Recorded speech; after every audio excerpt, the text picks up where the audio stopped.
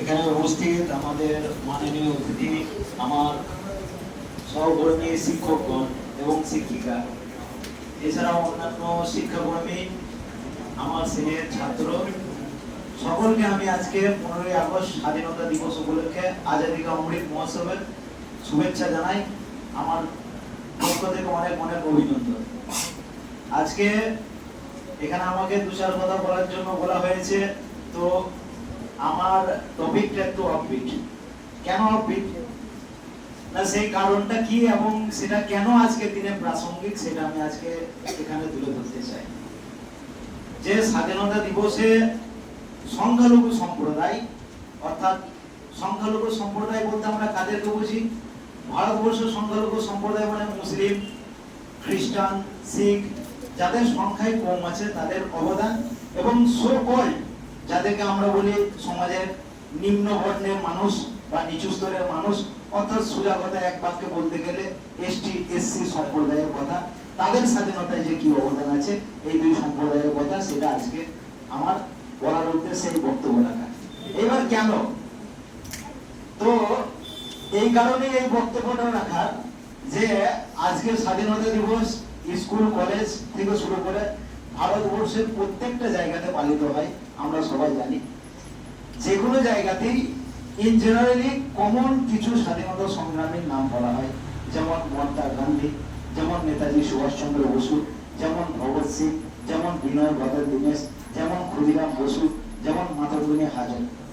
অবশ্যই এ কথা অস্বীকার করার কোনো রাস্তা নাই যে এদের স্বাধীনতাতে একটা বিরাট বড় ভূমিকা আছে, সেটা অস্বীকার করার কোনো রাস্তা নাই। কিন্তু ভারতবর্ষের কোন স্কুল কলেজের ছাত্র ছাত্রীদের মুখ থেকে বা যেখানে যেখানে স্বাধীনতা সংগ্রাম উদযাপন করা হয় তাদের মুখ থেকে কোন সংখ্যালঘু সম্প্রদায় থেকে উঠে আসা কোন স্বাধীনতা সংগ্রামের নাম কেন শুনতে পায় না? এই জায়গাটা থেকে আজকে আলোচনাটা প্রাসঙ্গিক। এবং আজকে তো সরকারের যা পলিসি এডুকেশনের ক্ষেত্রে, তাতে করে তো মুসলিমদের স্বাধীনতার যে অবদান সেটা তো আরো থাকবে বলে মনে হচ্ছে না। সেই কারণেই আলোচনা বলা প্রসঙ্গ। স্বাধীনতা সংগ্রামের ইতিহাস যদি বলতে হয়, সেটা শুরু হয়েছিল আমাদের বাংলাতে পলাশির যুদ্ধের মাধ্যমে। আমরা জানি নবাব সিরাজউদ্দৌলা ব্রিটিশদের সঙ্গে পলাশির যুদ্ধ করেছিলেন এবং তার পরবর্তীকালে নবাব মীর কাসিম বক্সারের যুদ্ধ করেছিলেন বাংলাকে স্বাধীন করার উদ্দেশ্যে। সেখান থেকে যা শুরু হয়েছিল, পরবর্তীকালে আমরা দেখতে পেয়েছি যে বর্তমানে কর্ণাটক বা পূর্বের মাইসুর যে রাজ্যটা ছিল, যেখানে আমাদের সেরে মাইসুর টিপু সুলতান, তিনি আমাদের স্বাধীনতার জন্য সর্বপ্রথম বৃক্ষরোপণ করেছিলেন, স্বাধীনতার বৃক্ষ, তো টিপু সুলতান। পরবর্তীকালে আমরা দেখতে পাই 1857 সালের মহাবিদ্রোহের ইতিহাস। মহাবিদ্রোহের ইতিহাস এই কারণেই বলছি, মূলত আমাদের মহাবিদ্রোহকে বলা হচ্ছে 1857 সালের মহাবিদ্রোহকে একই প্রথম স্বাধীনতা সংগ্রাম বলে ধরে নেওয়া হয়। এবং এই পক্ষে আমি মতামত একা দিচ্ছি না, এই পক্ষে অন্যতম মতামত দিয়েছেন বিনায়ক দামোদর সরকার, যাকে তো আজকালকার দিনে সে খুবই প্রাসঙ্গিক। বিনায়ক দামোদর সরকার তার নিজের বইয়ে উল্লেখ করেছেন 1857 সালের মহাবিদ্রোহ হচ্ছে তোমার প্রথম আমাদের স্বাধীনতা সংগ্রাম। সেই 1857 সালের মহাবিদ্রোহের নায়ক কে ছিল? সেই 1857 সালের মহাবিদ্রোহের অন্যতম নায়ক যিনি ছিলেন, তার নাম হচ্ছে দ্বিতীয় বাহাদুর শাহ জাফর, যিনি শেষ মুঘল সম্রাট, যাকে মেন করে 1857 সালের মহাবিদ্রোহ ঘোষণা হয়েছিল। এছাড়াও তার সঙ্গে কারা কারা ছিল? তার সঙ্গে ছিল বেগম হযরত মহল, ইদ্রিস আল কদির, আমাদের আজিমুল্লাহ শাহ, ইত্যাদি ইত্যাদি অনেক ব্যক্তি ছিলেন। হিন্দু, মুসলিম, শিখ, সাই সকলে মিলে 1857 সালের মহাবিদ্রোহে লড়াই করেছিলেন। আমরা ঝাঁসির রানী লক্ষ্মীবাঈয়ের ইতিহাস পাই, আমরা তাকিয়া কবির ইতিহাস পাই, আমরা নানা সাহেবের ইতিহাস পাই। অবশ্যই এরা প্রত্যেকেই স্বাধীনতার জন্য লড়াই করেছিলেন। 1857 সালের মহাবিদ্রোহে সকলেই অংশগ্রহণ করেছিলেন। পরবর্তীকালে আমরা কি দেখতে পাই? আমি যদি এখানে যে সিলেব স্বাধীনতার পটভূমিকায় যে সমস্ত স্লোগান উঠে এসেছে, সেই সমস্ত স্লোগানের অরিজিনাল ইতিহাস যদি আমরা বলি, এখান থেকে ইতিহাস ধারণা কি ছিল? যেমন নেতাজি সুভাষচন্দ্র বসু আজাদীর পূর্বের ইতিহাস আমরা সবাই জানি। আমরা ভালো করেই জানি আজাদীর পূর্বে যে স্লোগানটা দেওয়া হয়েছে, সেই স্লোগানটার নাম হচ্ছে জয় হিন্দ। সবাই পরিচিত, জয় হিন্দ স্লোগানটা সম্পর্কে সবাই পরিচিত। মেজর আবিদ হাসান সাবরানি। আমি এখানে যে কটাই তথ্য পরিবেশন করবো। কেউ যদি মনে করে গুগলে সার্চ করে আমি দেখবো সেটা সঠিক কিনা দেখতে পারে, এটা সম্পূর্ণরূপে সঠিক। তারপর আমরা ভগৎ সিং এর নাম শুনেছি। ভগৎ সিং এর হাত দিয়ে যে স্লোগানটা সব থেকে বেশি বিখ্যাত হয়েছিল, যেটা ভারতের অনেক সেই স্লোগানটার নাম হচ্ছে ইনকিলাব জিন্দাবাদ। ইনকিলাব জিন্দাবাদ স্লোগানটা যিনি দিয়েছিলেন তিনি আরেক স্বাধীনতা সংগ্রামী ভারতবর্ষের, যার নাম হচ্ছে হযরত মুহাম্মদ, যে আল্লামা ইকবাল এই কথাটা জিন্দাবাদ এবং ভিক্ষা সিং এই স্লোগানটা সর্বপ্রথম আমদানি করেননি। আমদানি যিনি করেছিলেন তার নাম হচ্ছে হযরত মুহাম্মদ। তারপর আমরা পাই ইতিহাসে ক্লাস 10 9 এর ছেলেরা জানে যে তাদের স্বাধীনতা সংগ্রামের ইতিহাস পড়ানো হয়। সেখানে পড়ানো হয় সাইমন কমিশন 1927-28 সাল। সাইমন কমিশন যখন এসেছিল ভারতবর্ষে তখন স্লোগান দিয়েছিল, যে স্লোগান যেটা উঠেছিল সাইমন ফিরে যাও বা সাইমন গো ব্যাক। এই সাইমন গো ব্যাক স্লোগানটা যিনি দিয়েছিলেন তার নাম হচ্ছে ইউসুফ মেহের আলী, যিনিও একজন ভারতবর্ষের স্বাধীনতা সংগ্রামী। কিন্তু এই ইতিহাসটা এখনকার দিনে আর তুলে ধরা হয় না, জানি না কেন তুলে ধরা হয় না। মহাত্মা গান্ধীর অন্যতম আন্দোলনের নাম হচ্ছে ভারত ছাড়ো আন্দোলন, যাকে ইংরেজিতে বলা হয় কুইট ইন্ডিয়া মুভমেন্ট। 1942 সালে শুরু হয়েছিল।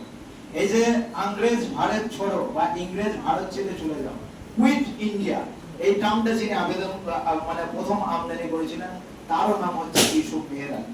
এবং আজকের দিনে যে স্লোগানটা নিয়ে একটা বিশেষ রাজনৈতিক দল সব থেকে বেশি লাফালাফি করে, এই যে ভারত মাতা কি জয়, সেই স্লোগানটা যিনি দিয়েছিলেন তার নাম হচ্ছে আজিমুল্লাহ খান।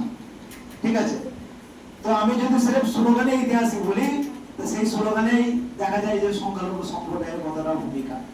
এবং এখানে জাতীয় পতাকার ইতিহাস নিয়ে আলোচনা হয়েছে। অবশ্যই আমরা দেখতে পাই স্বাধীনতা পরবর্তীকালে যে আমাদের জাতীয় পতাকা পিঙ্গালি ভেঙ্কাইয়া তৈরি করেছিলেন, এবং তারও আগে যে ধারণা দিয়েছিলেন সেই মহিলার নাম হচ্ছে আব্বাসুদ্দিন তৈরি। ঠিক আছে, আব্বাসুদ্দিন সুরাইজি নাকি একটা নাম ছিল, যাই এখন এই মুহূর্তে মনে পড়ছে না। তো আমি যদি বলি ভারতবর্ষের স্বাধীনতার ইতিহাসে প্রত্যেকটা জাতি, প্রত্যেকটা ধর্ম, প্রত্যেকটা বর্ণের মানুষ তাদের তাদের নিজেদের ভূমিকায় রেখে গিয়েছেন। আমরা নেতাজি সুভাষচন্দ্র বসুর ইতিহাস পড়েছি। নেতাজি সুভাষচন্দ্র বসুকে যিনি ভারতবর্ষ ছেড়ে জার্মানি হয়ে পরবর্তীকালে আমরা দেখতে পাই উনি জাপান গিয়েছিলেন এবং সেখানে গিয়ে সিঙ্গাপুর থেকে আজাদিন বাহিনী তৈরি করেছিলেন। এই যে টোটাল যাত্রাপথটাতে যিনি সাহায্য করেছিলেন সেই মৌলানার নাম হচ্ছে মৌলানা ওয়াহিদুল্লাহ সিন্ধি। মৌলানা ওয়াহিদুল্লাহ সিন্ধি যখন নেতাজি সুভাষচন্দ্র বসু কলকাতার এলগিন রোডের বাড়িতে যখন ছিল, অসুস্থতার ভান করে যখন পড়েছিলেন, তখন দয়া করে তাকে এই কাবুল হয়ে কিভাবে যেতে হবে এই পথটা তিনি বলে দিয়েছিলেন। এবং পরবর্তীকালে আমরা দেখতে পাই নেতাজি সুভাষচন্দ্র বসু মৌলানা জিয়াউদ্দিন পাঠানের ছদ্মবেশ নিয়ে এই দেশ ছেড়ে আমরা, তারপরে পরবর্তী ইতিহাস আমরা মোটামুটি সবাই জানি। আমরা মহাত্মা গান্ধীর নাম জানি, কিন্তু আমরা সীমান্ত গান্ধীর নাম কতজন জানি? সীমান্ত গান্ধী, খান আব্দুল গাফফার খান, তার লালকোট্টা বাহিনীর সেই ইতিহাস তোমরা অনেকেই হয়তো পড়েছো। তেনার ইতিহাস আজও প্রাসঙ্গিক।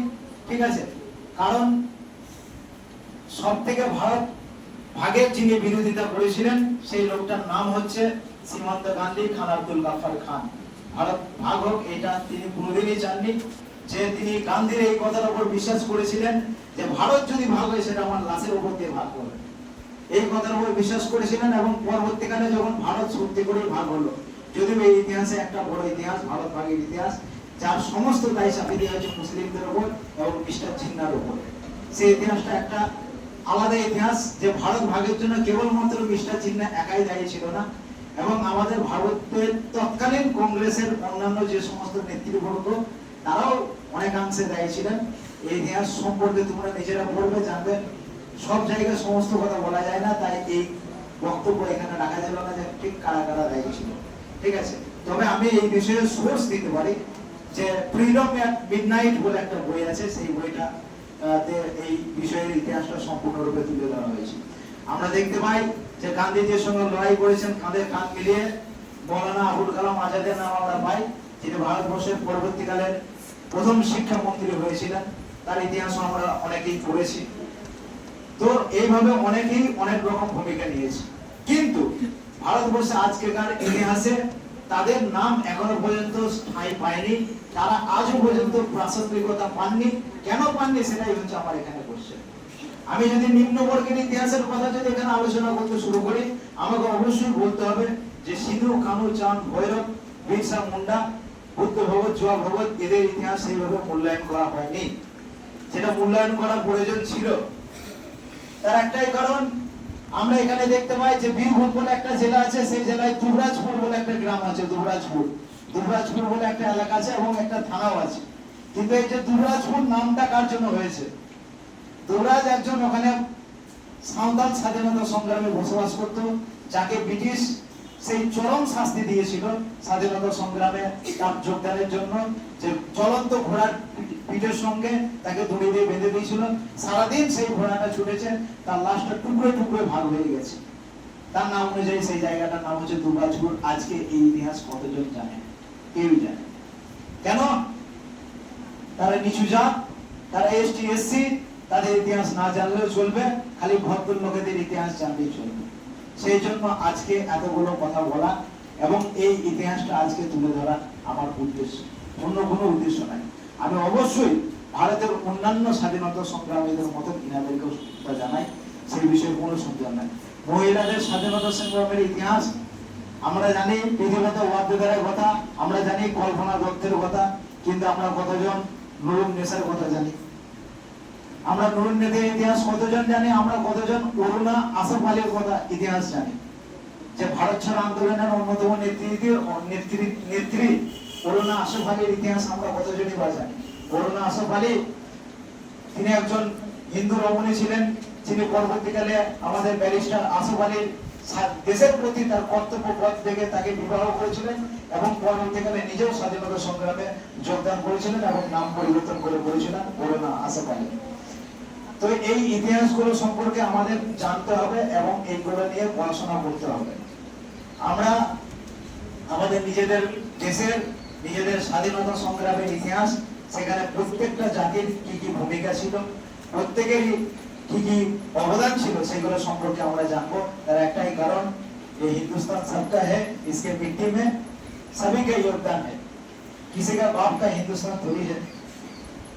তো পরিশেষে আমি একটা কথাই বলতে চাই যে অনেক কাজই বাকি আছে, অনেক ইতিহাসই বাকি আছে, অনেক ইতিহাস অধরা রয়ে গেছে, অনেক অপ্রত্যাশিত রয়ে গেছে এবং অনেক জিনিস আমাদের পাওনা রয়ে গেছে। আমাদের অবশ্যই স্বাধীনতা সংগ্রামের ক্ষেত্রে নিজেদের জাতি, বাঙালি জাতির ইতিহাসও জানার প্রয়োজন আছে এবং সেটাও আমরা আস্তে আস্তে জানবো।